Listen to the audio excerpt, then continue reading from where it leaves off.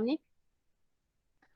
Okay, so untuk soalan pertama ni final answer dulu cikgu tanya. Berapa dapat final answer?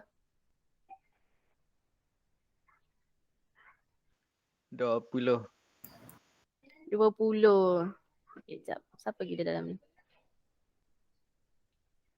20 juga cikgu. 20 juga. Orang lain lagi? Aizatul? 20 juga. Okay, Haris? Okay. Quick One? Kalau tak mencakap, type tang tu. Adik berapa adik? 20 tu. Okay. So, memang jawapan dia 20 lah. Cuma kita nak tengok working dia macam mana. First kali pastikan ada nampak. Yang ni dia kata, soalan kata beza luas antara segi empat sama. So, kena ada luas segi empat sama tolak dengan luas segi empat tepat tolak dengan luas segi empat sama samakan dengan 35. Lepas tu kena bagi nampak ada quadratic equation ni yang ringkas. Okay, yang paling ringkas. And then factorization ni kena tally dengan equation ke atas. Maksudnya bila x kali x, yes dapat x kuasa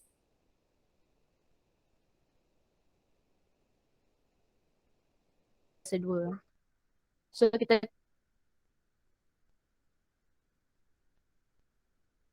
continue, kita akan memilih X yang logik untuk case ini. X yang logik ini, jangan ni kan. Okay, so dia soalan tak apa. Soalan minta printer sisi 4 sama. So sisi 4 sama ada 4 sisi, jarak dengan X, jarak dengan 5 dapat 20. Okay. Seterusnya nombor 2, jawapan. Apa nilai X dan apa nilai Y? X -1, Y -2. Okay, X -1, Y -2. Orang lain dapat sama tak? Sama. Okay, kita tengok. So yang ni kita tengok simbol sahaja kan. Dia punya persamaan linear. Dia boleh guna sama ada penggantian metod ataupun penghapusan. So cikgu guna penghapusan. Yang mana equation yang kedua ni cikgu darab dengan 2 supaya dia sama 6x dengan 6x ni. So bila cikgu nak hapuskan x, cikgu akan tolak.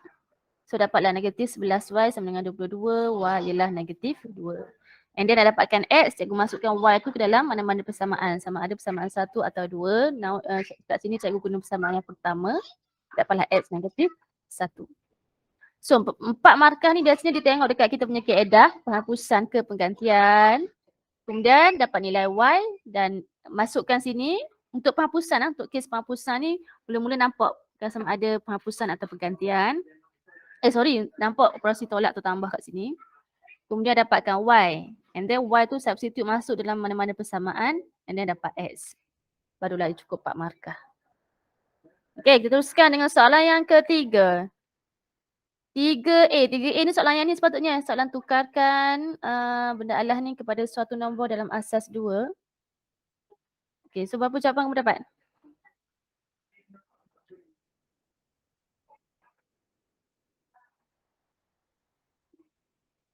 Berapakah jawapannya dalam asas 2? 10,101. 10 juta 1, 2, 3, 4, 5, 6. 10 juta 1,101 asas 2. Okay, betul lah tu. Yang macam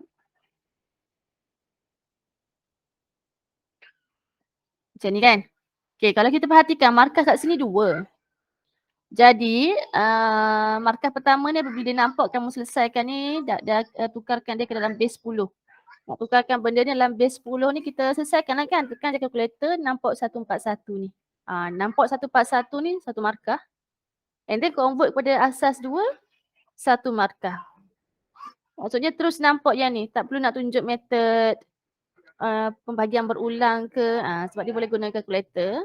So terus tulis jawapan akhir.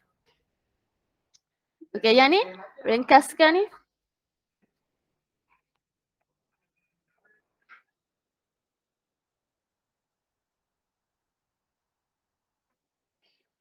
P kuasa 5 per Q. Okay, P kuasa 5 per Q. Jadi kita lihat ni ada kurungan, di luar kurungan ada kuasa 4. So semua kuasa dalam kurungan darab dengan 4. Jadi P ni 2 darab 4 dia jadi P8. Q ni 1/2 darab 4 dia jadi Q2. And then bawah ni pun sama. Okay. Kuasa 3 ni darab dengan semua kuasa dalam kurungan. So P ni even dia tak tulis kuasa dia apa tapi dia sebenarnya ialah kuasa 1. So 1 kali 3 ialah 3. Q pun sama akan dapat Q3. Okay, maka dapat macam ni. And then dia bahagi, so base yang sama tolak dengan power masing-masing. So P ni 8 tolak 3, Q 2 tolak 3. Okay, jangan tinggalkan jawapan kamu dengan power yang negatif. Okay, sebab power yang negatif ni macam tak suduh lagi, macam tak final answer lagi, masih working. Okay, so jadikan Q ni positif dengan letakkan dia di bawah pecahan. Okay, so ni lah final answer dia. Markah dia kat sini tau. Markah yang terakhir dia di sini. Alright. Kita continue nombor 4. 4A. Tentukan sama ada dua pernyataan di atas adalah benar atau palsu. 16 ialah faktor bagi 4. Benar ke palsu? Palsu. Palsu. Kenapa palsu? Dia macam terbalik kat situ. Sepatutnya 4 ialah faktor bagi 16. Kan? Okay, yang ni 16 ialah faktor bagi 8. Palsu juga sebab sepatutnya 8 ialah faktor bagi 16. Ada siapa yang tak faham maksud faktor ni? Tak ada. Kalau ada cikgu nak explain. Tak ada. Oh, Mina. Okay. Okay, faktor ni maksudnya contoh kan. Cikgu ada nombor 4. So nak dapatkan 4 ni, sifir dia ialah 1 kali 4. 2 kali 2. So nombor-nombor inilah faktor kepada 4. Maksudnya faktor pada 4 ialah 1. 4 tu sendiri.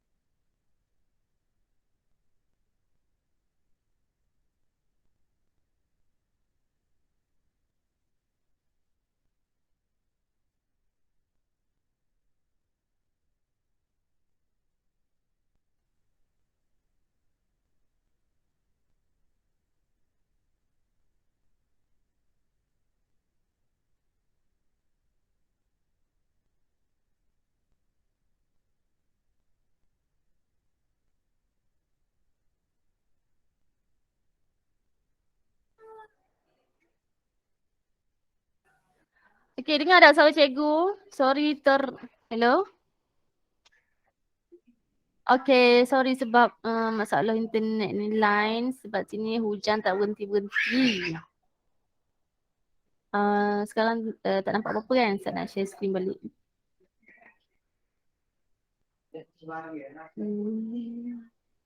Mana?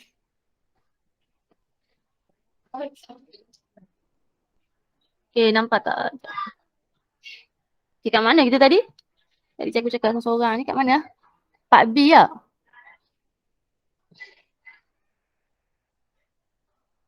Pak B, okay. Ada orang lain tak dengar suara ke? Lag juga.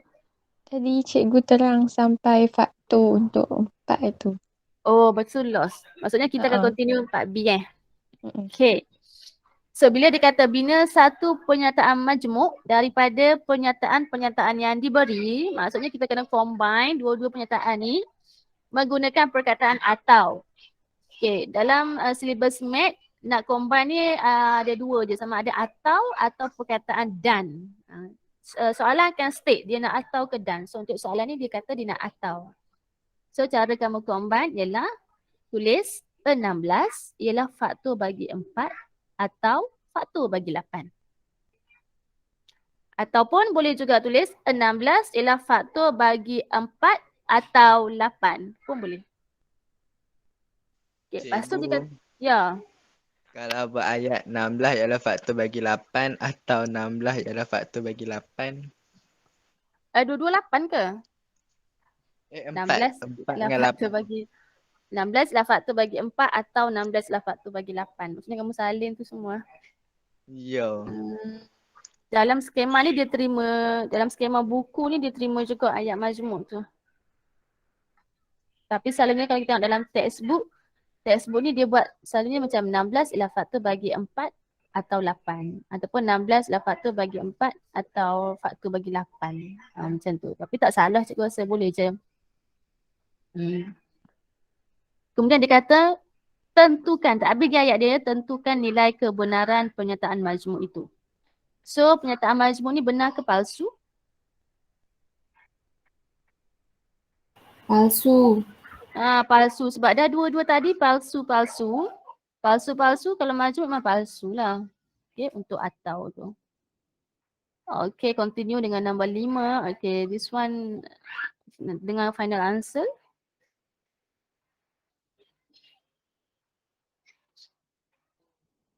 Yang dah join cikgu punya kelas, apa ni? Kelas klinik tu, bagi kawan-kawan lain jawab dulu. Apa jawapan untuk soalan nombor 5? 20,328. 20 berapa? 20328. Salah. Oh my god. Lagi. Oh my god. Siapa nak? Next. Siapa nak try? 2 kat depan tu betul lah. 2 tu je betul. Okay, Alia Nabilah kata 29568. Okay, orang lain?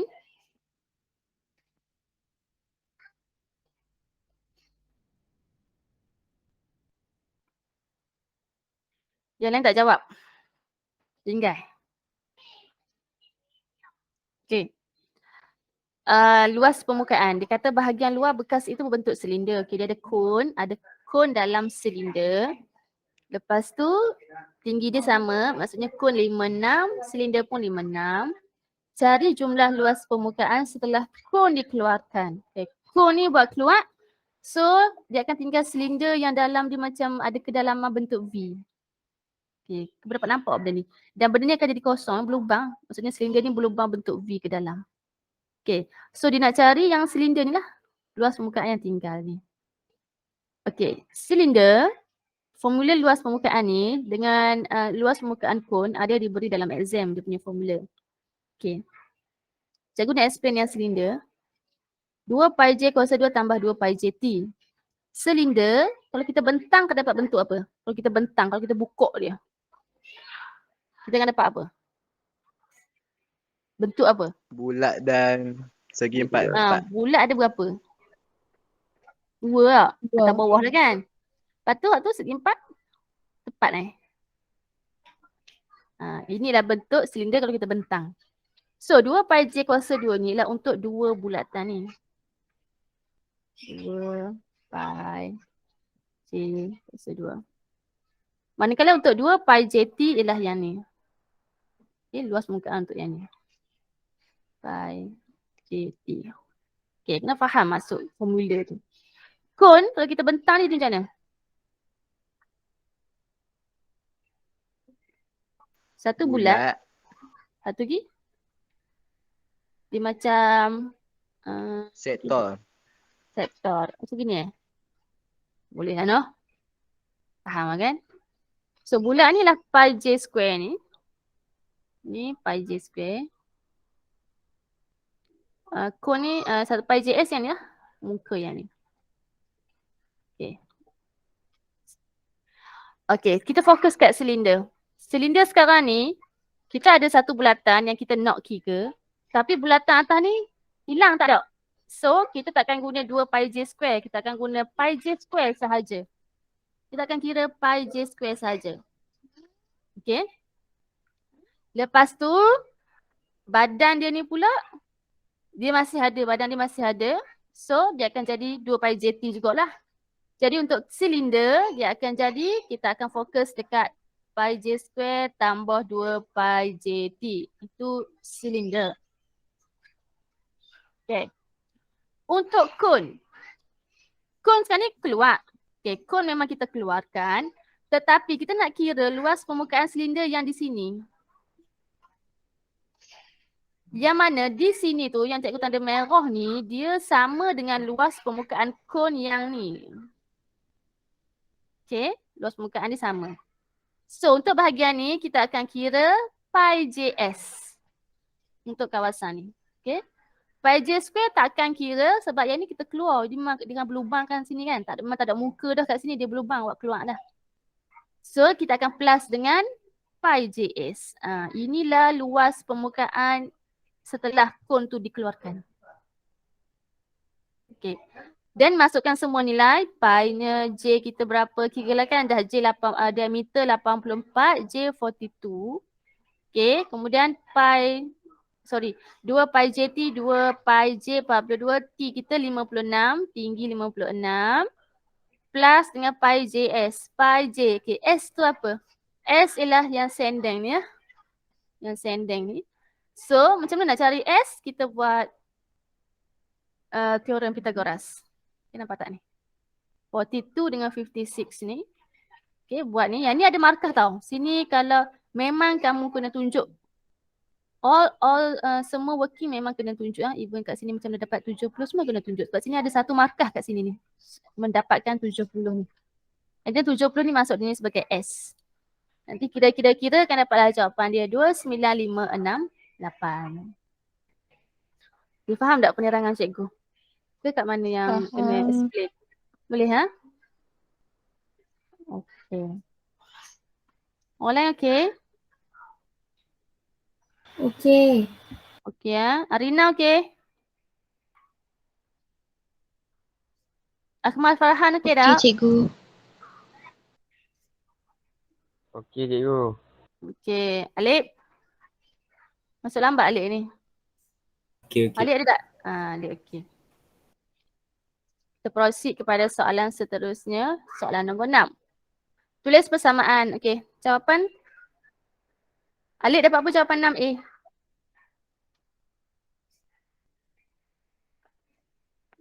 Y sama dengan negatif 1/2x tambah 2.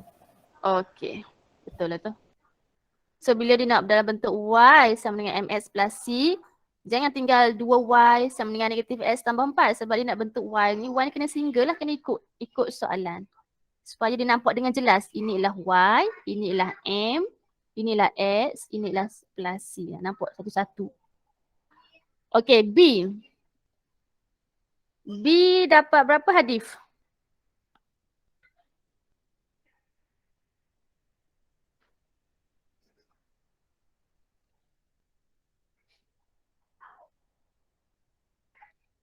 Do we have hadif here? Ada kan? Hadif.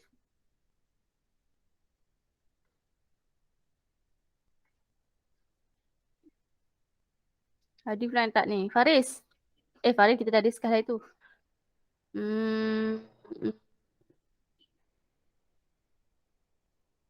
Haris.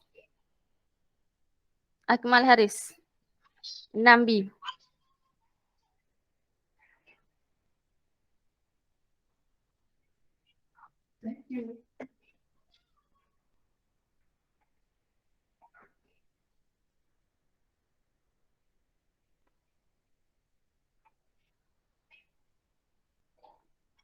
Ada tak dia ni mic ah. Arisha? Arisha 6B dapat apa? Saya dapat Y sama dengan negatif X per 2 tolak 1. Okay. So itulah jawapan dia. Okay, sebab dia nak suruh kita cari persamaan garis lurus yang selari dengan persamaan ni. So garis lurus yang selari maksudnya kecerunan dia sama. Dan kita perhatikan equation B dengan equation A sama. Okay, so guna saja M dia. M dia negatif 1/2. So nak dapatkan C, kita masukkan titik yang diberi negatif 41. Okay, masukkan dapatkan C, dapatlah. Tulis macam ni pun betul, tulis macam Arisha pun betul. Y sama dengan negatif X per 2 tadi. Okay. Next. Soalan ni. Okay, ni tak ada sebenarnya ni tak. Ni cikgu duk buat hari tu ni, lupa nak padam. Nak tahu dulu jawapan untuk 7A. X berapa, Y berapa?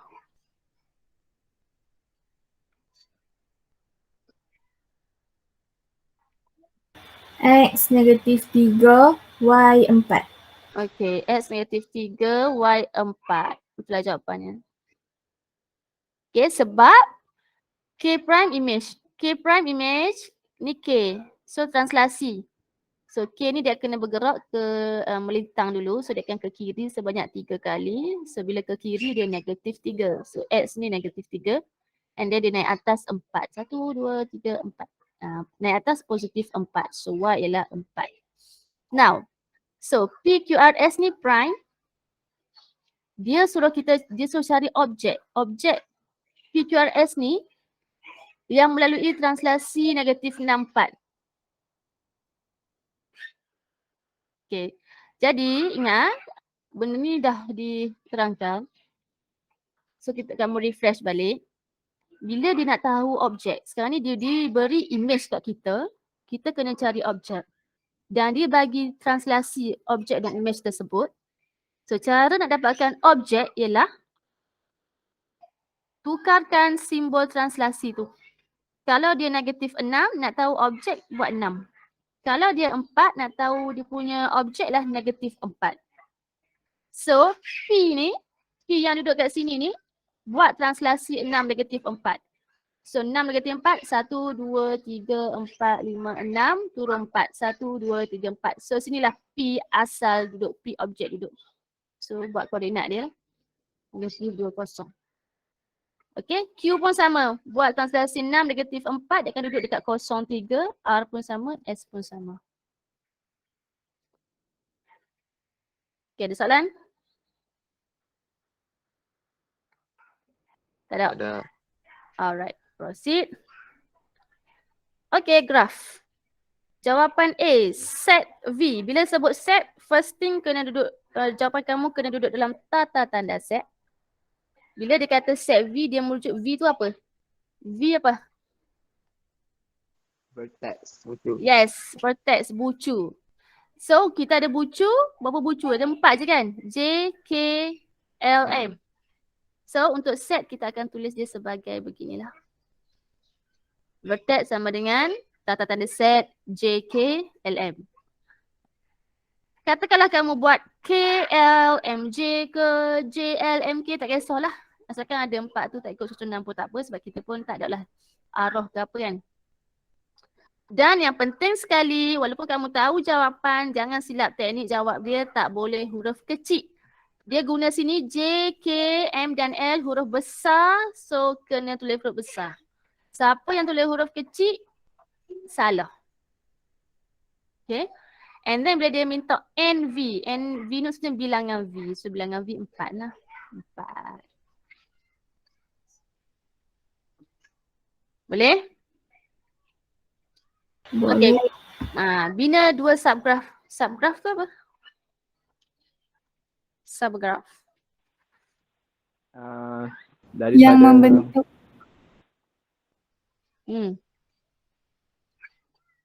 Oh, dia tadi dengar suara Ammar ni. Oh, dia Ammar? Sebahagian daripada graf. Yes, sebahagian daripada graf. So, boleh jadi any answer lah yang sama ada bulat ni sahaja atau J, M, K atau K dengan L ni. So, cikgu buat dua lah. KL, KL. Lepas buat tu, vertex ni kena tulis. Vertex kena tulis. And then cikgu ambil yang J, M, K. Okay. Dia kalau kita tengok daripada gambar pun dia ialah straight line. So, kena guna ruler pembaris untuk lukis. Jangan freehand gitu je. Salah. Freehand macam tu tak mau. Okay.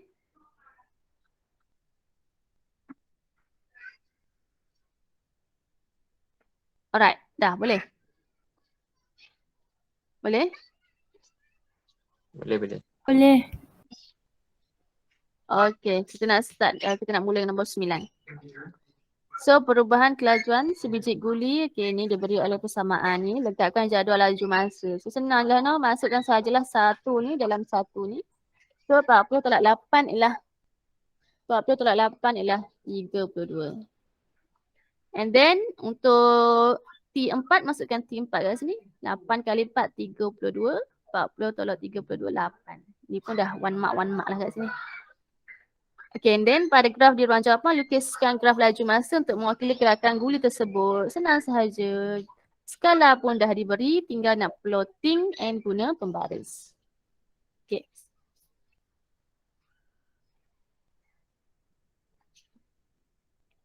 Boleh? Boleh. Boleh kita proceed. Seterusnya soalan matriks kan. Okay, diberi bahawa kita ada matriks R, hitung nilai K jika matriks R tidak mempunyai matriks songsang. So, kalau dia tidak mempunyai matriks songsang, formula dia ialah AD, apa dia? AD Tolak BC. tolak BC sama dengan Kosong. kosong. So, apa maksud AD tolak BC ni? AD tolak BC ni maksudnya A ni jarak dengan D ni. Tolak dengan B darab dengan C ni. Samakan dengan kosong. Pindah, dapatlah K 3. Okay.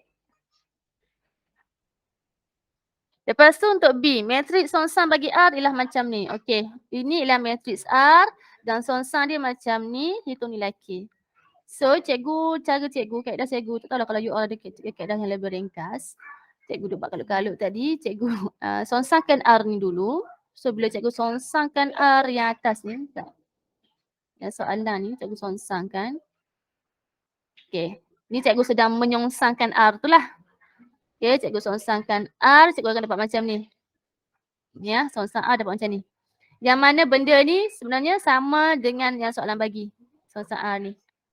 Cuma bila nak cari K, cikgu pilih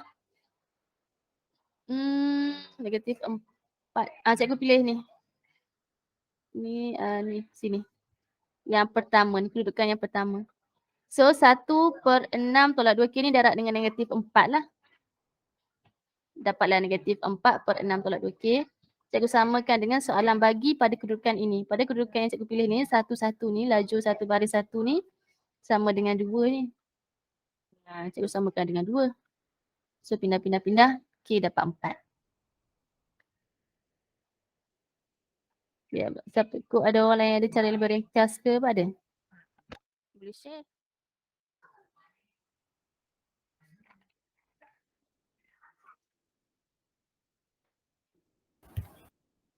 Tak ada? Saya guna sama dengan cikgu. Sama dengan cikgu. Okey. So, tak ada apa, tak ada nak tanya. Nanti salin-salin nanti cikgu bagi ni file ni. Okey, proceed Boleh, proceed. Yo, Boleh? yang atas tu 10A. Nak tengok balik. Yang ni. Saya tak dapat. AD tolak BC sama kosong.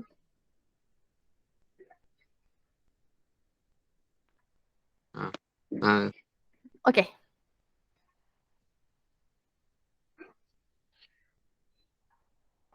Okey. Kamu nak cikgu explain ke kamu tengok? Kamu nak tengok working ni lah. Dah faham. Dah faham dah. Faham dah. Okey, kita sambung. Okey, dah masuk bahagian B. Soalan ke barang kalian. Okey, fahamkan dulu.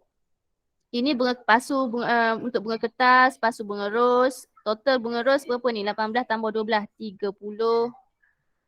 Total bunga kertas 50. Okey, soalan. Jika dua pasu bunga dipilih secara rawak, lengkapkan di ruang jawapan menunjukkan ruang sampel bagi ros R kertas K yang dipilih. Okay, so jawapan dia macam ni.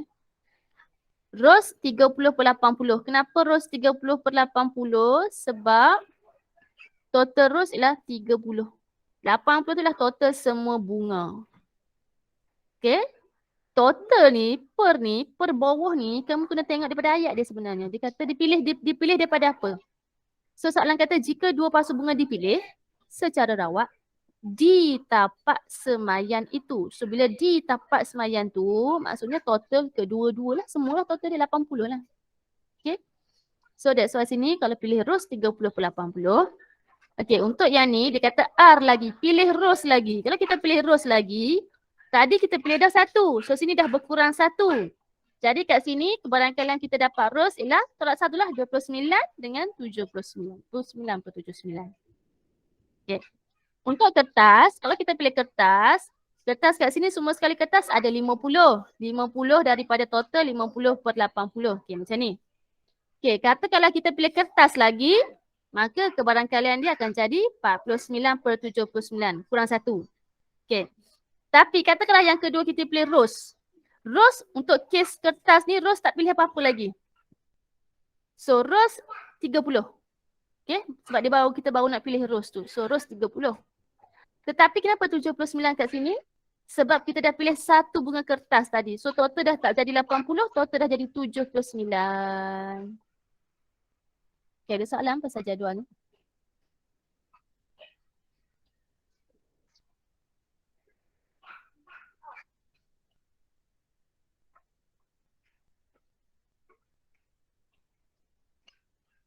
Ada soalan ni?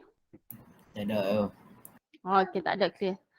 Then seterusnya, hitung kebarangkalian memilih 2 pasu bunga ros. So kalau 2 bunga ros maksudnya RR lah kan. Jadi 30 per 80 ni ambil darabkan dengan 29 per 79. Okay, dapatlah 87 per 632. Kemudian soalan kata untuk yang B2, 1 pasu bunga ros dan 1 pasu bunga kertas. Jadi kita ada 2 keadaan ni. Sama ada ros pilih dulu atau kertas ataupun kertas dulu baru ros. Jadi kita buatlah. Untuk yang pokok yang sama, aliran pokok yang sama kita akan darab. So untuk kes yang pertama yang ros pilih dulu baru kertas, dia akan jadi 30 per 80 darab dengan 50 per 79. Untuk kes yang pertama. Nak masuk kes yang kedua kita kena tambah. Tambah dengan laluan ni ialah 50 per 80 darab dengan 30 per 79. Jadi macam ni. So dapat jawapan 75 per 158. Kemudian dia kata seorang pelanggan memilih 2 pasu bunga secara rawak dalam kalangan bunga ros. Hitung kebarangkalian bahawa kedua-dua pasu bunga itu adalah bunga ros merah. Okey, sekarang tengok dipilih daripada perkataan ni. Dalam kalangan bunga ros. So now kita punya per sekarang ni, per kebarangkalian kita setakat bunga ros sahaja, setakat 30. Okay. So dia kata bunga merah. Bunga merah kita 18. So 18 per 30. 18 per 30 kali dengan, yang kali kedua pun bunga merah juga nak pilih. So 18 dah pilih dah 1. So kurang 1 daripada 18 ni jadi 17. 30 pun akan jadi 29. Darab dapat jawapan.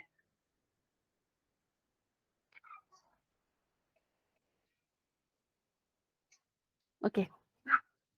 Soalan?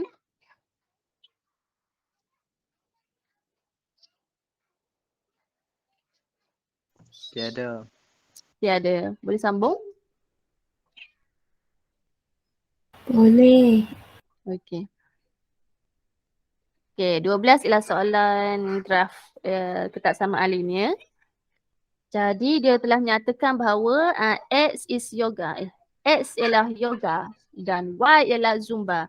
Jangan kamu nak pandai-pandai guna variable lain daripada X dengan Y. Okay, guna seperti yang soalan minta. Jadi bila kita fahamkan soalan ni, Zanida ni didaftar kelas yoga dan zumba. Dia mengikuti 2 sesi kelas yoga dan 4 sesi kelas zumba dengan jumlah masa sekurang-kurangnya 260 minit. So ni kita dah boleh buat satu ketaksamaan. Okay, soalan minta 2 sahaja ketaksamaan linear. So yang pertama dekat sini, 2 sesi kelas yoga dan 4 sesi kelas zumba dengan jumlah masa sekurang-kurangnya 260 minit seminggu. So dia jadi 2x tambah 4y lebih besar sama dengan 260. Okay. Sebenarnya soalan ketaksamaan linear ni kebanyakannya dia ada line bawahnya. Okay. Lepas tu, next ketaksamaan ialah di sini. jumlah masa bagi setiap sesi kelas yoga dan zumba adalah tidak lebih daripada 100 minit. Maksudnya satu kelas satu sesi yoga dengan satu sesi zumba tu tak lebih daripada 100 minit. So ni kesamaan yang kedua. Okay, dia suruh kita lukis untuk soalan B, lukis. Jadi, jadi kecilkan sikit. Okay, ada pelajar, ramai antara kamu yang dalam exam baru ni tinggal kosong. Cikgu tak sure kamu tinggal kosong sebab kamu tak sempat ke ataupun kamu tak tahu nak lukis benda tu. Nak lukis persamaan yang kamu dapat daripada soalan ni, daripada sini. Nak lukis line ni kepada graf ni. So hari ni cikgu akan explain balik. Okay, first cikgu buat untuk 2x tambah 4y lebih besar sama dengan 260. Tapi kita nak lukis, kita akan guna sama dengan, kita kena lukis garis lurus. So kita akan buat dia 2x tambah 4y sama dengan 260. So cara cikgu suka buat table tapi tak apalah buat cantik-cantik macam ni, just roughly je lah sebab tak ada markah pun untuk kira-kira ni. Markah untuk soalan, untuk bina graf semua dekat graf kat sini. Kat luar ni cara kita kira sahaja. Cikgu suka untuk dapatkan 2 titik. Okay, 2 titik untuk setiap persamaan. Yang mana 2 titik tu, satu titik yang pertama cikgu jadikan x kosong. Satu titik yang kedua cikgu jadikan y kosong. So apa maksud x sama dengan kosong? Bila x kosong, cikgu carilah y-nya berapa? Cikgu masukkan kosong dalam persamaan ni. Okay, kira-kira cikgu dapat y 65. Cikgu pun buh y 65 sini. And then now cikgu nak kira y kosong pula. Y kosong masukkan dalam persamaan. Dapatlah x 130. Buh x 130. So 2 titik ini cikgu pun plot. Okay, x kosong dengan y 65 duduknya di sini. And then x 130 y kosong duduknya di sini. Tengok ni, titik cikgu hujung dengan hujung. So pembaris cikgu tak akan lari, dia akan dapat sharp tepat. Okay, cikgu nasihatkan untuk dapatkan 2 titik yang jauh, yang jaraknya jauh. Jangan ambil titik yang jaraknya dekat antara satu sama lain. Contohnya x kosong dengan x 20. Okay, plot sini. So nanti cikgu takut kamu punya pembaris tu boleh lari kat ujung ni tak tepat. Macam cikgu selalu explain kat kamu lah kan. Okay, selesai. Lepas tu tulis sini. Ini ialah 2x tambah 4y sama dengan 260. Okay, katakanlah kamu tak mau lukis. Kamu tak mau tulis line tu. Tak ada masalah. Cuma nanti kita nak lorek ni, nanti takut kita lupa. Ni line apa yang kita buat tadi. So dia akan mengundang kesilapan. So tujuan cikgu tulis ialah untuk bagi cikgu tak silap nanti bila nak lorek. Okay, yang kedua pula ialah x tambah y sama dengan 100. Sama juga kaedah dia, cikgu jadikan x kosong dan y kosong. So kalau x kosong, y 100 kan? Y kosong, x 100. Plot. So dapat kat sini satu. Ni ialah kosong 100. Yang sini ialah 100. 100 kosong. Ambil baris garis. Okay, now nak lorek. Untuk persamaan pertama, lebih besar. Persamaan kedua, lebih kecil. Okay, tengok yang lebih besar. Untuk lebih besar, pastikan untuk lorek, pastikan y kamu, y yang positif duduk di belah kiri. So y ni dia positif 4, dia duduk belah kiri. So kita boleh guna kaedah apa? Kaedah anak panah. Maksudnya bila lebih besar, maksudnya anak panah bahagian tu menuju ke atas. Kalau lebih kecil, maksudnya bahagian yang dilorek menuju ke bawah. Jadi untuk yang pertama ni, positif y ni memang dah berada di kiri dan dia lebih besar, maksudnya dia akan ke atas. Okay, nampak tak cikgu letak anak panah ni? Cikgu tanda sikit. Tanda kecil je. Maksudnya kita kena lorek bahagian atas line ini. Okay. Now tengok yang kedua pula. Okay. Adakah y kita positif dia belah kiri? Yes. Bila yes, tengok simbol lebih kecil. So dia mesti bawah line ini. So bawah line ini ialah sini dengan sini. Okay. So kawasan yang sesuai ialah kawasan dalam ni. Sebab kawasan ni lah dikata atas dan bawah. Maksudnya duduk dalam ni. Kalau yang ni dia macam berkelai ni, seorang ke atas, seorang ke bawah. Bukan lah. So kawasan dia kat sini. Kemudian lorek, kamu lorek, elok-elok. Okay, dapat full mark. Okay, selesai lah yang tu. Lukis dan lorek kawasan. Ada nak tanya pasal ni?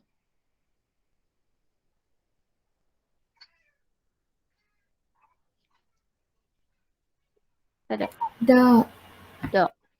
Okey, kalau dot kita teruskan dengan soalan yang C. Berdasarkan graf anda DB, nyatakan jumlah masa dalam minit bagi satu sesi kelas yoga dan kelas zumba.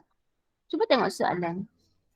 Jumlah masa bagi setiap sesi kelas yoga dan zumba adalah tidak lebih daripada 100 minit. Maksudnya bila kita calculate masa yoga plus masa zumba mesti kena dapat 100. Jadi kawasan beloret kita kat sini, banyak nilai kat sini. So mana satu yang kita akan ambil? Okey, jawapannya ialah jawapan akan diterima pada apa-apa nilai bagi yoga dan zumba, tapi make sure nilai tu mesti ada dalam kawasan beloret dan bila kita plus masa tu dapat 100 minit. Contohnya, contoh nilai yang diterima ialah ni Y zumba ya. Okay. Zumba 60, yoga 40. Kita tengok ni 40 dengan 60 duduk kat sini. Dia duduk di atas line tak apa kan? Atas line maksudnya dia masuk dalam case kita. So 40 tambah 60 dapat 100. Ataupun kamu nak kata 80 zumba, nak kata 80 zumba, nak kata yoga 20 kat sini. Pun betul. Nak kata titik ni pun betul, mana-mana titik lah. Mana-mana titik di dalam lorekan yang mana hasil tambahnya ialah 100. Okey, boleh faham? Cikgu, Boleh. Ya. kalau ambil dekat persilangan garis 2 tu. Sini ya. Oh. Ni. Boleh juga. Dia jadi 30 dan 70 Ya. kan?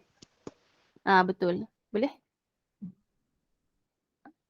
Okey, sebab soalan bagi tahu dah kan, jumlah masa setiap sesi tidak lebih dari 100 minit.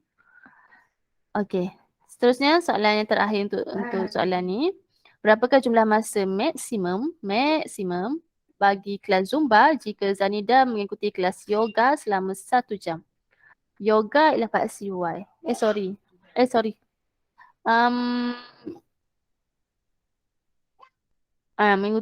Dia ikut yoga selama 1 jam. So yoga 1 jam berapa minit? 60 minit kan? Yoga 60 minit kat sini. So kita tengok tarik. Maksimum. Sini minimum. Bawah ni minimum. Maksimum atas lagi. Ni maksimum. So maksimum ni zumbanya berapa? 40. So zumba ialah 40 minit.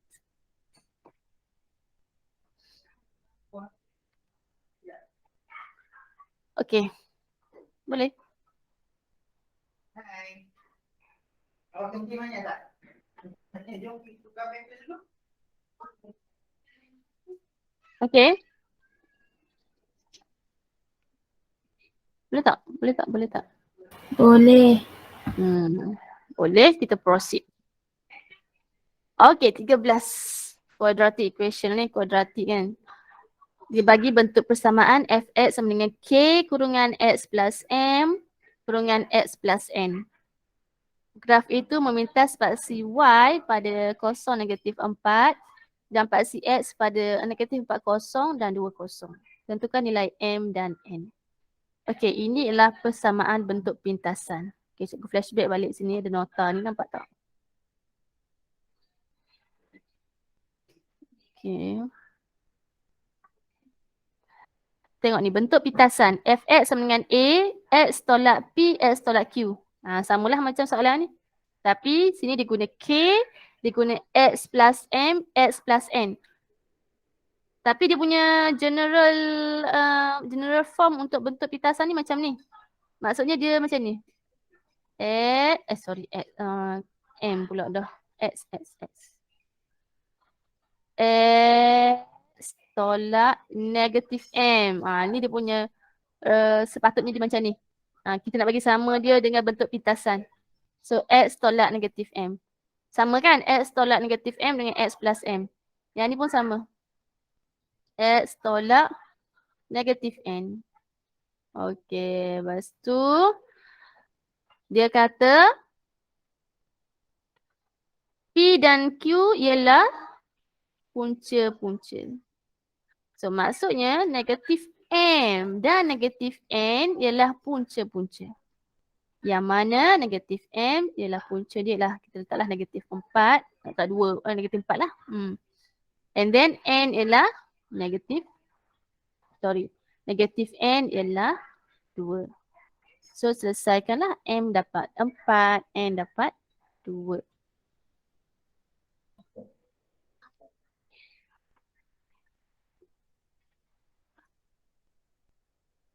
Boleh? Boleh. Okey. Hitung nilai K. So untuk dapatkan nilai K, kita dah dapat M kita 4, N negatif 2. So tak guna dah M dengan N tu. Kita akan guna M 4, N negatif 2. So dia jadi X plus 4 dengan X minus 2. Kita expand. Okay, so kita akan dapat equation ni. Fx sama dengan K kurungan X square plus 2X minus 8. Dia nak minta K kan? So kita guna titik ni. Titik negatif, kosong negatif 4 ni. Okay, ganti Fx ni dengan negatif 4. Ganti X dengan kosong. So kosong jadi negatif 8. So negatif 4 sama dengan K negatif 8. K ialah 1/2. Okay, kemudian untuk C. Tulis persamaan kuadratik itu dalam bentuk Fx sama dengan Ax square plus Bx plus C. Senang saja kita start dari sini start dari sini. Gantilah K itu dengan 1/2 yang nilai yang kita dapat. And then kita buka je lah kurungan dia, dapatlah macam ni. 1/2 X square plus X minus 4. Okay, selesai yang C. Now D. Nyatakan nilai minimum. Nilai minimum ni ialah nilai Y. Nilai minimum ialah nilai Y. Paksi simetri ialah nilai X. Untuk dia punya ni titik minimum. Okay. Nilai minimum ialah koordinat Y. Persamaan paksi simetri kita ambil daripada nilai X titik minimum ni. Jadi kita kena dapatkan dulu paksi simetri dia. Sebab paksi simetri ada formula. Nilai minimum tak ada formula. Paksi simetri formula dia X ialah sama dengan, X ni ialah persamaan dia. Sebab kenapa X? Sebab paksi simetri dia ialah satu garisan lurus yang melanggar X ni. Melanggar paksi X. So persamaan dia, okay, ni negatif B/2A. Negatif B/2A. Apa B apa A? Ambil kat sini. A kita ialah 1/2. B kita 1. Ni C kan kita kan. Ni C kita negatif 4. Ni B. B. So cikgu ambil B dengan A ni lah. Cikgu dapat paksi simetri X negatif 1. So bila dah dapat X negatif 1, cikgu masukkan saja X tu ke dalam persamaan, dapatlah Y kita. So persamaan tadi masukkan X negatif 1, dapatlah Y nilai minimum negatif 4 1/2. Ataupun negatif 4.5.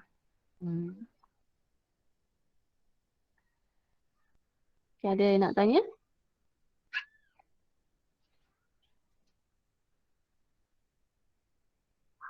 Cikgu. Kalau saya buat, saya cari, kan dia bagi nilai X 2 dengan negatif 4. So saya tambah, saya ambil 2 tambah 4. Lepas tu bahagi 2. So dapat 3 nilai X dia. 3 unit. Lepas tu saya ambil negatif 4 tu tambah dengan 3. So dapat X dan negatif 1. Boleh ke macam tu? Kamu rasanya yang 4 tambah negatif 2 bahagi 2 ni sebab kat sini kan kamu cari paksi simetri dia kan? Betul tak? 4 tambah negatif 2 bahagi 2 dapat berapa? 4 tambah 4 tambah negatif 2. 4 tambah 2 bahagi 2. 4 tambah 2 bahagi 2 dapat 4, 6, 2, 3. Lepas tu 3 tu maksudnya paksi simetri dia 3 Saya ambil 3 tu maksudnya titik tengah di antara negatif 4 dengan 2. Oh, okey, kamu guna kaedah titik tengah Boleh. So titik tengah, lepas tu Y dia. Lepas tu saya ambil negatif 4 tu tambah 3. So akan dapat X dia negatif 1. So saya masukkan dalam persamaan tu. Boleh. Okay, bila kamu dapat 3 tu bukan koordinat ni 3. Maksudnya jarak dia ni nak pergi ke sana ialah 3. Kan? Kan betul tak? 1, 2, Ya. 3. Ni maksud kamu. So bila negatif 4 tambah 3 dapat negatif 1 sini. Baru buat. Sama betul boleh. Okay, terima kasih Okay. cikgu. Sama. Orang lain ada nak tanya tak?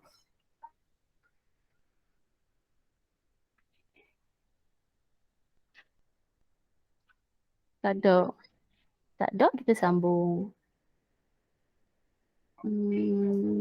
Okay, yang ni. Kita ada 3 hexagon. A, B, C, D, E, F ialah image. Inilah image, inilah objek. Objek ni yang kecil sikit ni. P, Q, R, S, T, U. Ni yang kecil. Yang berlorek ni lah dia punya transit. Maksudnya dia kata sini gabungan transformasi MN. Maksudnya N berlaku dahulu baru M. Jadi N yang berlaku dahulu tu dia ialah satu transformasi dari sini ke sini. Ke P, G, H, I, J, K. Itu ialah transformasi N.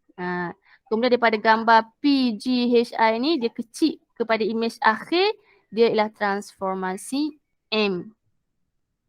Okay. Berhati-hati dengan soalan. Soalan tanya M. M tu ialah transformasi yang kedua. Okay, jangan terbalik. N ialah transformasi yang berlaku dahulu. Ini trik soalan. Ada soalan dia tanya N dahulu baru M. Ada soalan yang tanya M. N tu dia duduk kat bawah. So, kita kat mana pun kita kena buat N dahulu sebab itulah transformasi yang berlaku dahulu. N berlaku dahulu baru M. So, jawab dekat bahagian N dahululah. Dekat bahagian 2 ni lah kamu jawab dulu. Okay. So, N bila kita perhatikan gambar A, B, C, D, E, F ni nak jadi kepada P, G, H, I, J, K ni. Kita tahulah dia lah pantulan ya. Sebab gambar dia berubah ni, berputar. Berputar ke situ. Macam mana nak tahu 90 darjah? Okay. Tengok line ni pun cukup. FE ni asalnya begini, tiba-tiba dia jadi macam tu. So dia ataupun kalau nak senang ni garisan sengit, kau payah nak tengok. Cuba tengok garisan hot straight sikit. Okay, garisan straight yang ni. Senang. AF. Asalnya AF, sekarang dia jadi PK. Mana nampak tak? Asalnya sini, dia jadi gini. 90 degree. Okay. So, putaran 90 darjah. Bila putaran, kena bagi tahu darjah dan kena bagi tahu arah dan pusat. Jadi, kita nampak ni dia berputar ikut arah jam lah ni. Okay, ikut arah jam. So, macam mana dengan pusat dia? Okay, pusat dia cikgu dah ajar. Kamu kena mahir dah ni mencari pusat antara objek dan imej. Okey, untuk soalan ni cikgu pilih titik F. So F, kalau objek F, imejnya di K. Okay. So sekarang cikgu nak bergerak dari F menuju ke K. Tapi pergerakan cikgu mesti menjauhi arrow. Maksudnya cikgu tak boleh ke sana. Kalau ke kanan, dia dekat dengan arrow. Cikgu kena pergi ke bawah. Bawah lebih jauh daripada ke kanan tadi. Dengan arrow ni lah. So cikgu pergi ke bawah. 1, 2, 3, 4, 5, 6, 7, 8. Okay, 8 pergerakan akan sampai kat K. So 8 pergerakan tu kena bahagi 2. Kenapa bahagi 2? Memang kaedah dia macam tu. Sama dengan 4. So 4 ni kita kena pilih sisi yang panjang. Maksudnya pergerakan yang panjang untuk daripada titik rujukan kita ni sini. Jadi sini pun 4. Sini pun 4 sama. Kalau sama, maka titik bertemu inilah pusat putarannya. Iaitu negatif 7, negatif 4. Negatif 7, 4 ke? Negatif 7, 4 kat sini. Negatif 7, 4. Jadi 3 markah dia iaitu putaran 90 darjah ni ikut arah jam, pusatnya berapa. Ya, ada soalan untuk putaran 90 darjah? Tak ada. Tak ada. Okey, selepas dia berputar, itu ialah transformasi N. Now kita nak buat M. M ni nampak saiz berubah. Okey, saiz berubah. So dia pembesaran. Walaupun saiz imej mengecil, kita masih panggil dia salah satu transformasi pembesaran. Tapi skala dia akan main peranan nanti. Bila image kecil, skala dia akan lebih kecil daripada kosong. Okay, kita tengok Kita akan tulis M ialah pembesaran dengan faktor skala. Okey, faktor skala ni ialah formula faktor skala K ialah sisi image bahagi sisi objek. Now sisi image kita P ni. Sisi image kita kat sini. Ataupun senang tengok yang ni lah, sisi ni. Sisi image kita dua kotak ni, 2 unit. Bahagi dengan, untuk sisi sepadan. Sisi sepadan dia kat sini untuk objek. Dia ialah 4. That's why lah faktor skala dia 1/2. Pusatnya ialah, ambil pembaris, macam dia kata buat garisan. Katakanlah T ni, objek T, image-nya di J, ambil pembaris. Ambil pembaris, nanti dia akan, Allah. Taylor dah kod ni noh. J, T, baris. Macam tu. Satu lagi katalah S. Objek S, image dia I. So ambil pembaris. Garis. Dia bersilang kat mana? Dia bersilang dekat P. So tulislah pada pusat P.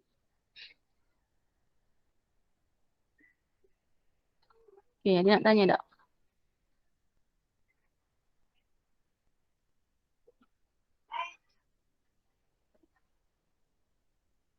Tak ada. Andai kata kamu tertukar tertukar ni sepatutnya kalau tertukar tu tak boleh nak bantu, memang kosong Memang kosong, tak menjawab. So hati-hati jawab. Okay, B. A, B, C, D, E, F, luas dia 80. Mana A, B, C, D, F, A, B, C, D, E, F ni kan. Luasnya 80. Sebenarnya semua ni pun luas dia 80. Okay, dia nak tahu kawasan berlorek sahaja. Hitung luas kawasan berlorek. So untuk 80 ni, kita tak mau putih ni. Putih ni dia ialah luas image. So kena kira dulu luas image berapa. Formula dia luas image sama dengan K kuasa 2 kali luas objek. K kita tadi 1/2 kan. 1/2 kuasa 2 kali dengan luas objek. Ni kan objek kita. Luas kita objek tadi 80. Soalan bagi 80. So bila kita kira dapat 20. 20 ialah luas image. Luas image yang putih ni 20. So nak tahu kawasan berlorek. 80 tolak 20 dapat 60.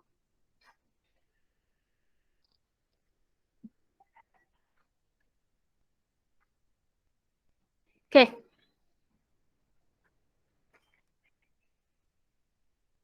Boleh? Soalan 15. Nak tanya ni. Ni nak mahir ni, kalau katakanlah kamu masih tak mahir, kamu memang kena banyak buat soalan jenis transformasi ni. Okay. Nanti cikgu akan dapatkan satu set soalan-soalan transformasi sahaja. Itu ialah next kita punya latihan. Next punya latihan yang kamu kena bawa dan kita nak discuss dalam kelas. Sebab soalan macam ni memang soalan wajib keluar lah SPM. Dan markah dia pun banyak. 9. Okay. Kena pandai. Bukan payah pun, tak payah pun. Cikgu akan ajar bagi kamu sampai dapat. Senang je. Okay, seterusnya hak ni. Hak ni lah kalau sama ada kamu nampak atau tak nampak dia punya gambar. Okay. Ni, soalan ni kena baca betul-betul. Soalan ni ada maklumat penting dia bagi tahu. Okay. Antaranya dia kena bagi tahu U ni titik tengah V dengan T. So bila V U 6, automatik U T pun 6. Dan dia juga kata I titik tengah H U. So kalau sini 8, maksudnya sini 4, sini pun 4 ni. So kena baca ni, kena baca tulis. Conteng dekat gambar kamu tu. Dia suruh lukis gambar pada pandangan X. So bila X, kamu akan nampak segi 4 H G T U. Kamu akan nampak L I U V ni. Kamu akan nampak segi 3 ni dan nampak tepi ni juga. PK pun kamu akan nampak. Macam ni lah lebih kurang. Okay. Cuma nak cakap kamu label-label ni tak tulis pun tak apa. Kalau tulis wajib betul. So kamu rasa kamu tulis ke tak? Kalau cikgu rasa tak payah tulis kot. Kita lukis je. Ni pun 8 cm, 4 cm, 6 cm, 6 cm tak payah tulis. Tak tulis pun tak apa. Tapi kalau kamu nak tulis untuk bagi kamu nak cek balik ke lepas ni pun tak apalah. Dan satu lagi, cikgu nak tanya kamu, garis putus-putus ni kena ada tak kat situ? Apa kegunaan garis putus-putus tu sebenarnya? Dia kalau ada benda kat belakang, dia yang tak nampak di pandangan mata kita kan? Betul tak? Ya. So, bila skema kata ada line putus-putus ni, bila cikgu tengok, mana ada apa pun dia macam faham apa yang cikgu ni. Kamu rasa ada tak? Dia nak bezakan piramid dengan segitiga kot cikgu. Nak bezakan, dia garis putus-putus ni apabila ada objek di belakang pandangan kita tu bukan dia nak membezakan. Dan cikgu perhatikan dia 4 markah ni kat sini. Untuk pengetahuan kamu dalam SPM, kalau ada garis putus-putus tu markah dia kena 5. Jadi bila cikgu tengok sini pun 4 markah dan cikgu pun tak jumpa garisan putus-putus yang si tengah ni ke benda yang duduk di belakang segitiga ni. So cikgu rasa garis putus-putus tu tak patut ada kat sini. Ke kamu tak setuju dengan cikgu? Hari tu dekat Dewan cikgu lepas tu dia bentangkan yang ni. Lepas tu ada yang dia bentangkan jawapan pelajar yang tak ada garisan putus-putus tu. Lepas tu cikgu tu cakap salah sebab tak ingat tapi sebab dia ni kot sebab nak bezakan sama ada piramid ataupun segitiga. Nak bezakan piramid atau segitiga?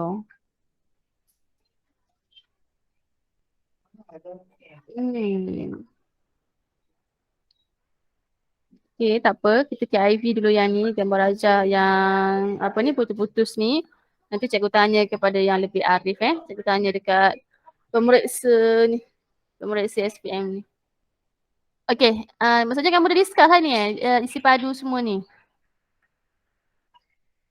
Isi padu gabungan. Dah? Sudah. Dapat jawapan berapa?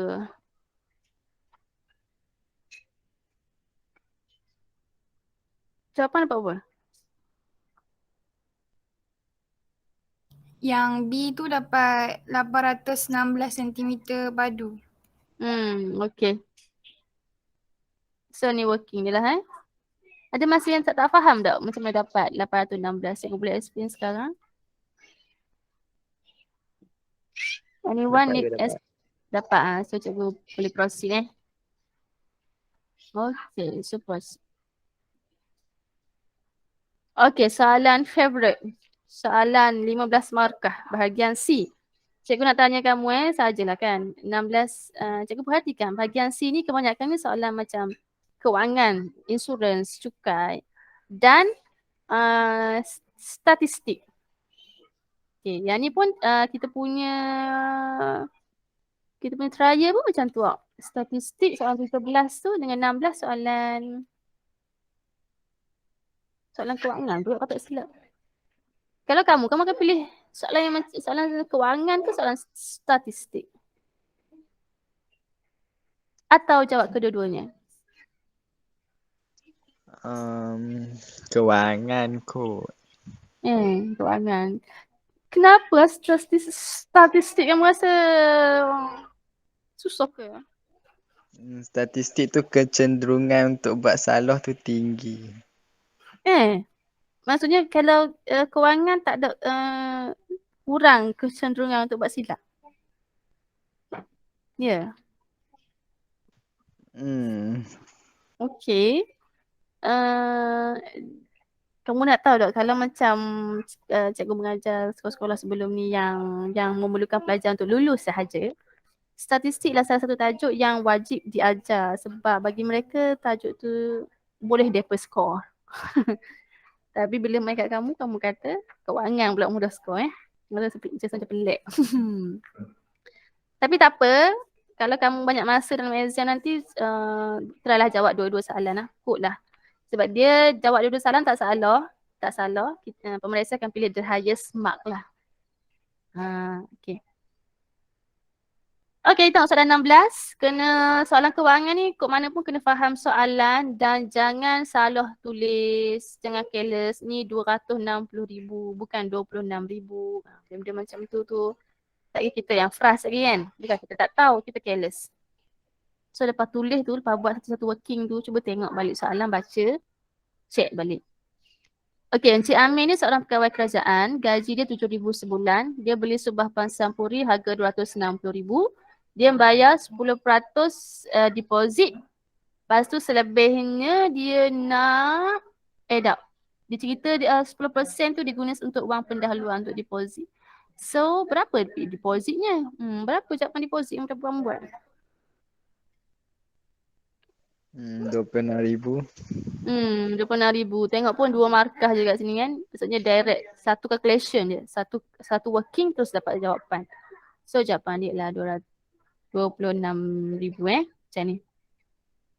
Mana. Okay, 10% darab 260,000 sama dengan 26,000. Katakanlah RM ni kamu tak tulis pun tak apa tau. Nah. Dalam maths, unit boleh diabaikan. Tapi once you tulis, wajib betul. Kalau salah, salah markah. Tak ada markah. Next, B. Encik Amir, dia buat pinjaman lah daripada bank ABC untuk baki bayaran pansapuri itu dengan kadar faedah 4% selama 20 tahun. Hitung faedah. Okay. Ada tak formula faedah kat depan kertas buku ni? Yang mana rumus dalam buku ni pun akan ada dalam rumus exam lah. Ada tak formula Ada. faedah? Ada. Apa dia formula dia?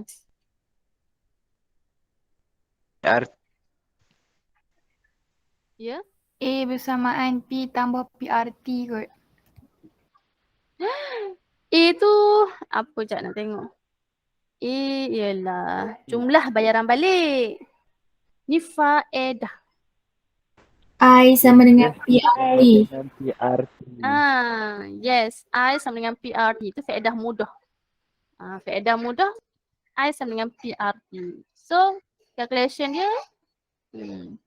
Kan tadi 26,000 dah deposit. So, balance lagi ada 234,000. Yang ni lah yang dia nak buat sebagai, dia nak pinjam dengan bank ABC tu. So, dia nak pinjam tu P, R tu interest, apa ni? Kadar faedah tetap dia 4% setahun. T lah time, tahun 20. So dapatlah 187,200. Siap lah. Next. Hitung bayaran bulanan yang dibayar kepada bank ABC. Okay, cerita dia tadi kita dapat 187,200 untuk faedah sahaja. Faedah maksudnya extra amount yang kita kena bayar di bank sebab kita pinjam di bank tu. Jadi ni baru faedah dia. Hak kita pinjam sebenarnya kita nak pinjam 234,000. Tapi kena bayar extra kat depo 187,200 ringgit. Jadi berapa bulan-bulan kita kena bayar kepada bank ABC tu? Apa final answer kamu? 1,755. Yes, betul lah tu. Maksudnya amount yang kamu nak pinjam daripada ABC tu 234,000 ni tambah dengan faedah yang dikenakan oleh bank kepada kamu. Tambah dulu, okey. Kamu kena bayar bank tu 421,200 ringgit. Okey, bahagi dengan, kita 20 tahun sebab dia nak bulanan kali 12. So, sebulan kena bayar 1,755 ringgit. Seterusnya ialah dah selesai. C. Encik Amir membeli insurans kebakaran bagi memberikan perlindungan. Nilai boleh insurans pasport itu adalah 200,000. Polisi insurans kebakaran tu mempunyai peruntukan kod insurans dengan menginsurankan 75% daripada nilai boleh insurans dan deductible. Okay, deductible ni ialah nilai yang kita sendiri kena bayar sebagai pemegang insurans. Memang deductible 5,000 tu kena pakai duit kita sendiri. Okey, co-insurance 75%. Maksudnya 75% sahaja yang bank yang syarikat insurans akan cover daripada nilai boleh rumah tu. Okey. 25% lagi kita sendiri yang kena cover. Jadi bila soalan tanya hitung jumlah insurans yang dibeli, So 75% daripada nilai boleh rumah sahaja yang kita boleh beli dari syarikat insurans, iaitu tu 75% daripada nilai boleh rumah 200,000. So 150,000 sahaja jumlah insurans yang dibeli oleh Encik Amir. Okay, yang kedua. Pensapuri Encik Amir ni mengalami kebakaran. Kerugian dia 50,000.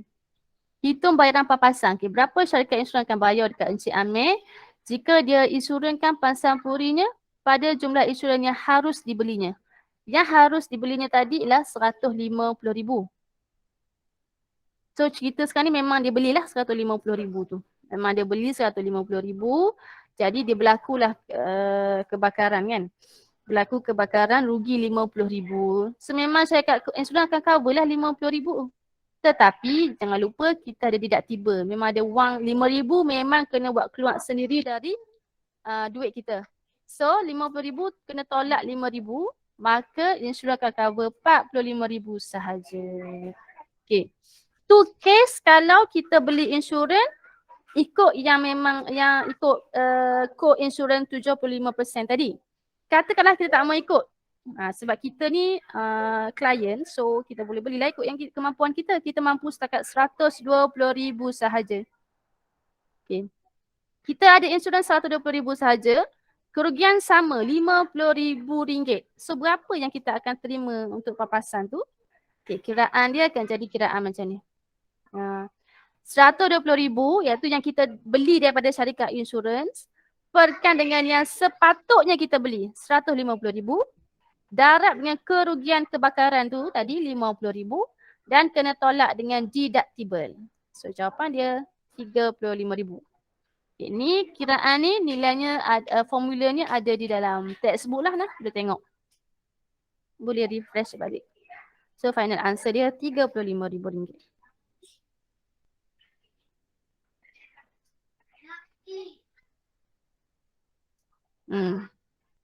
So selesai 15 markah. Amar dapat full mark tak pilih soalan ni? Ya.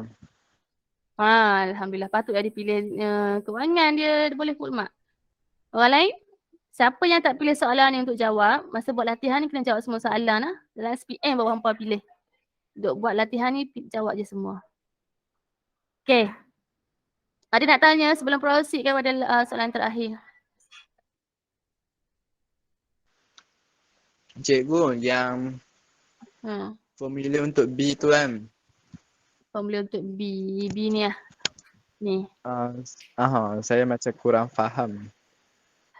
Yang ni, cikgu buka. Oops. Kejap. Cikgu cari textbook je Cikgu, Ya.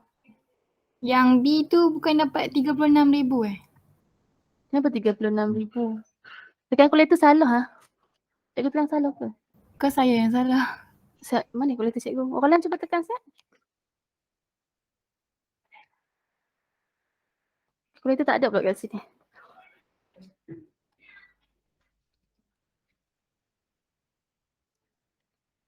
Cikgu, 120,000 bahagi 150,000 darabkan dengan 50,000 dulu lah. Lepas tu tolakkan 5,000. Lah, baru tolak. Okey, betul. Betul okey. Aman, ni formula dalam buku teks. Sekejap, cikgu cari buku teks dulu Ataupun kita proceed dulu. Kita proceed soalan 17 dulu, nanti bawa. Kita proceed dulu Okay. Alright. Next ialah soalan yang terakhir. Soalan favourite. Statistik. Okay, malangnya tak nampak dia punya bar ni. Okay, terus pergi soalan A, lengkapkan jadual. Okay. So soalan SPM memang dia sebenarnya statistik ni dia sebenarnya membantu tau. Memang dia akan bagi dah first interval, first selang kelas memang dia akan bagi tahu. So sebenarnya kamu continue saja sambung. Maksudnya lepas nombor 44 mestilah 45. Kemudian tengok 40 hingga 44 tu berapa? Berapa dia punya beza ni? 40, 41, 42, 43, 44 kan? So 45 tambah 4, 49. And dia buat untuk 50 pula. Hingga 54. And dia 55. Okay, buat semua sampai habis. Kekerapan tengok daripada graf ni kan. Macam yang ni dia 2. Yang ni 6. Ni 7. Bacalah dia punya ketinggian tu isi. Dah dapat bermarkah ni ya. Untuk jadual saja 2 markah. Okey. Lepas tu nyatakan kelas mode. Kelas mode ialah apa kelas mode? Kekerapan tertinggi. Kelas Kelas yang mempunyai kekerapan yang tertinggi. Kelas tu jawapan dia duduk sini. Ni kelas ni. Selang kelas. Kelas ni yang mana kelas yang ada kekerapan tertinggi? 10 ni. Dia ialah 55 hingga 59. 55 hingga 59. Lepas tu nak min. Min ni 40 hingga 44. Jangan pergi congok ke apa nah. Ambillah calculator tu, cuba tekan. Tekan kira titik tengah untuk satu ni dulu. 40 tambah 44 bahagi 2 dapat 42. Okay, 42 kali 2. And then dah bila 40 ni ambil 42, gapnya 2. So 45 ni kita tahulah tengahnya ialah 47. 50, 52. Ni 57. Darab dengan frekuensi masing-masing. Perkan dengan total frekuensi. Tambah sini. Okay, kamu nak tahu kan? Betul ke tak kekerapan kamu ni ialah? Kamu cuba tambah. Pastikan tally dengan sini. Soalan akan bagi tahu total dia. Okay, kalau betul tu, betul lah. Tak salah lah tu. Okay. And then dapatlah jawapan 57. Seterusnya B. Nisbah bilangan jurawat wanita kepada lelaki ialah 53. Okay, cikgu tulis ni ya. Wanita 5, lelaki 3. So tadi kan 40 kan. 40 orang jururawat. So wanita 5 bahagian, lelaki 3 bahagian. So ada 8 bahagian semua. So 40 cikgu bahagi 8 dapat 5. Maksudnya satu bahagian mewakili 5 orang. So maksudnya wanita ialah 25 orang, 5 kali 5. Lelaki dah 15, 3 kali 5. Inilah yang asal. And then pada Januari 2021, penambahan wanita 20%. So bila penambahan 20%, maksudnya 120 per 100 lah. Darab dengan 25, 30. Maksudnya wanita sekarang dah jadi 30. Lelaki penambahan 40%. So lelaki sekarang 140 per 100 darab 15. Dah jadi 21 orang. Now dia cari nisbah baru. So tadi wanita 30, lelaki 21. Simplify dapatlah wanita 10, lelaki 7. Ni final answer.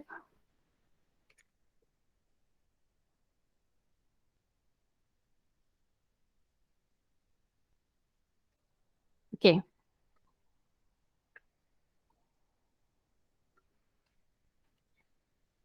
Boleh? Boleh. Ada nak tanya tak? Cikgu dengar suara Amal je. Amal kita dua je ke dalam kelas ni? Boleh ke? Boleh. Boleh ha? Aiman okey Aiman. Aiman.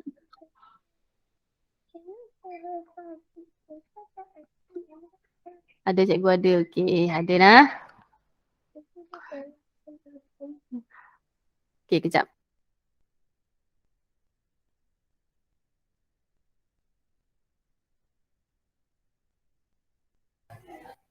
Okay, next.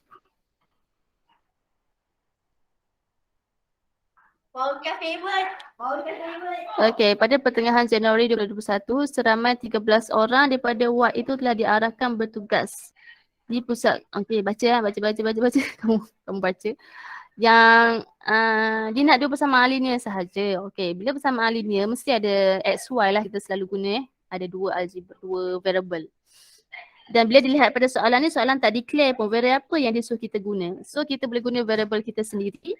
Cuma kita kena bagi tahu pemeriksa. Kalau kita nak guna XY, X tu untuk apa, Y untuk apa. So untuk cikgu guna X untuk jururawat yang tinggal dalam lingkungan 30 km and Y untuk jururawat yang tinggal dalam lingkungan lebih 30 km. Okay, now cikgu nak buat persamaan linear lah. Okay, seramai 13 orang jururawat daripada ward pediatrik itu. Maksudnya X plus Y sama dengan 13. Dapatlah satu persamaan. And then seterusnya untuk RM684 sehari ni.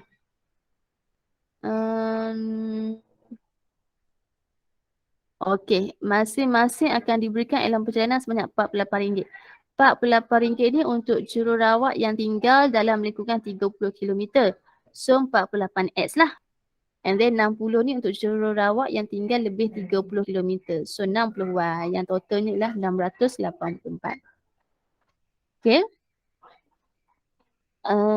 Dengan menggunakan kaedah matriks, hitung bilangan jururawat yang tinggal lebih 30 km. So untuk this case, Y lah, dia nak tahu Y.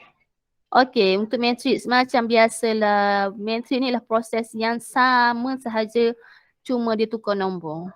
Okay, dah dapat dua bersamaan linear, convert dia kepada matrix equation. Cara dia, persamaan ni susun sahaja dalam bentuk matriks lah. 148 dengan 160. XY tok tepi sama dengan 13684. And then kita akan songsangkan 148, 160 ni. Songsangkan dia, letak 13684 ni ke kanan. And then kita darab dua ni dulu. Okay, kita darab. Okay, macam ni. Yang ni selesaikan dapat 1/12. Dan selesaikan lagi dapatlah macam ni. X8, Y5. Okay, tengok dulu soalan nak siapa? Nak Y tadi. So tulislah Y sama dengan 5. Okay,